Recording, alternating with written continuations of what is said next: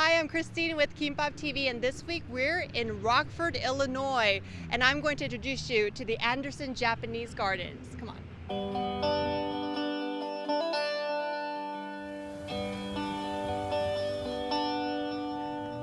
Located a couple of hours outside of Chicago, Anderson Japanese Gardens is one of the largest Japanese gardens in North America. It's really good to meet you. Great having you here. David Anderson was just 8 years old when his father created this beautiful landscape. My dad started this garden in 1978 as a backyard project. There's a lot of great memories in here. Just playing ice hockey in the winter in the garden, playing with my Cub Scout troop. Originally a private garden, it's now open to the public and welcomes roughly 60,000 visitors a year. It's a place of respite. It's a place where people can come and get away from whatever struggle that they're dealing with. David's father, John Anderson, received commendation from notable figures including former President George W. Bush and former First Lady Nancy Reagan. This is from the Ministry of Foreign Affairs and the Emperor of Japan, the highest recognition that they award to non-Japanese citizens. Just as impressive as the gardens are the people who work here. There are times when you have so much to do at home and you kind of don't want to come in, and then you get here and you just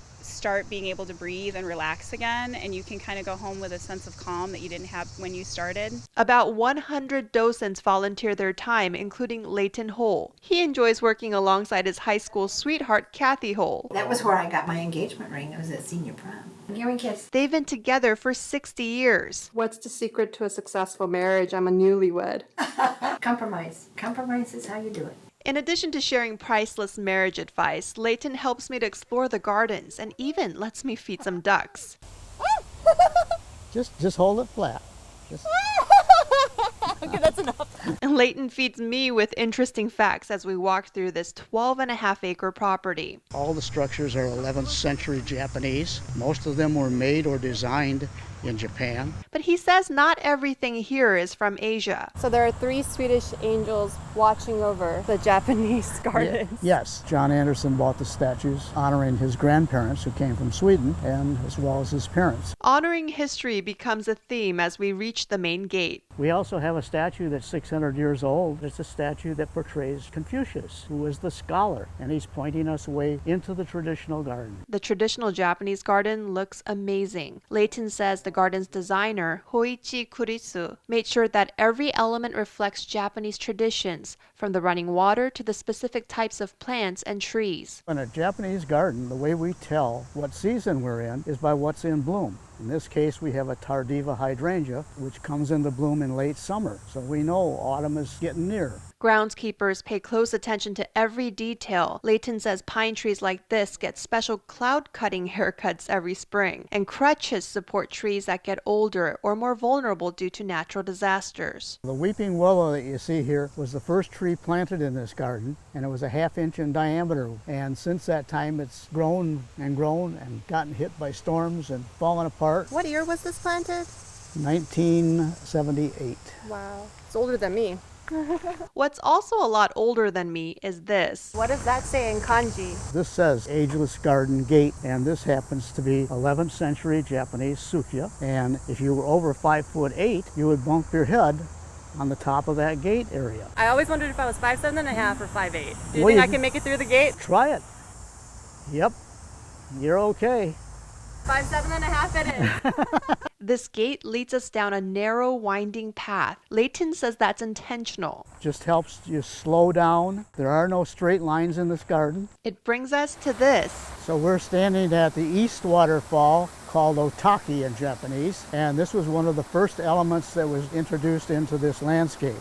And you said you really have to listen as you're walking, because Oh. that's part of the experience. Yes, one of the beautiful things that you have in a Japanese garden is water flowing, because you like to have the noise, you like to have the attraction for wildlife, and it's just a nice experience. What's also a nice experience is admiring the view from the resting house. And it's one of the favorite spots in this garden. People come here and feed the fish, sometimes read a book, just take it easy. You can see the original entrance to the garden from here. John Anderson used to live up on the hill behind there. He used to lead tours through that opening. Leighton leads me to another spot. He calls this a garden within a garden. He says it's meant to inspire visitors to start their own Japanese gardens at home. You have to have running water, you must have boulders, trees with all different types of elements on it, plants that go from the ground up to the high story. Near this mini garden is the guest house. It is a fully operable house, so we have guests stay here. Though this architecture is also 11th century Sukiya, Leighton says the inside is Americanized with modern amenities. It is the house structure and architecture that was copied by Frank Lloyd Wright for his prairie homes. The Zen garden looks inviting, but a bamboo pole that acts like a fence keeps me from entering. And at the front entrance, this cast iron lantern greets us. It's allowed to rust, represents tying the current people to your ancestors. A few steps away, Leighton introduces me to more unfamiliar things. So the deer chaser was designed to be able to chase deer away from the rice field. So if you were in Japan, you would find maybe 100 of those around a fairly sizable garden. This is Tanuki and Fufu, the actual representation of raccoon dogs. They're also like Mickey and Minnie Mouse. He says they sometimes wear clothes, and obviously today they didn't. They often are carrying bottles of sake because they're known as alcoholics. They appear in comic books, on radio and pictures, and wherever you can make a dollar. Our next attraction is the tea house. But first, Leighton says invited guests stop here.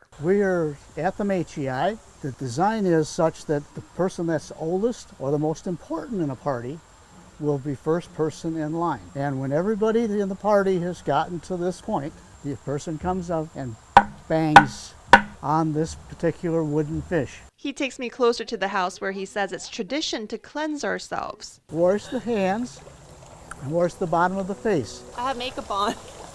Too bad.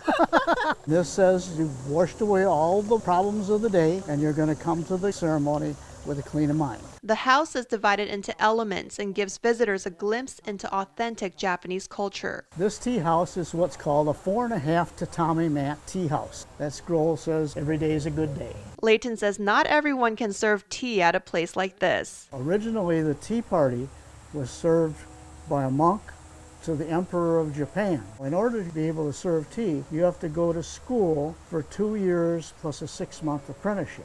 And finally, my favorite destination. This is your biggest waterfall here. Yes, it is. It's beautiful. It is, and it's got 3 tiers on it. It took us 3 years to build it. All the boulders had to be slung into place by a crane, and they were placed into position so that we would have the flow of the water over them, but also the noise that you hear from the waterfall.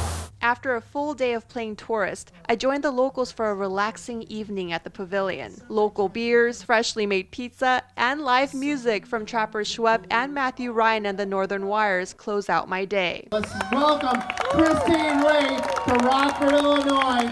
Welcome to Rockford, Christine. We're glad you're with us. Can't ask for much more than this, can you? I think you have quite the dream job here. Do I you love enjoy it. what you do? I love it. We meet all kinds of people from all over the world, and we just have a wonderful time being able to show it off. So I hope you enjoyed this travel vlog. Check out the Anderson Japanese Gardens the next time you're in the Midwest. And join me on my future adventures by subscribing to my channel. Thank you for watching. In Rockford, Illinois, I'm Christine Lee, kimboptv.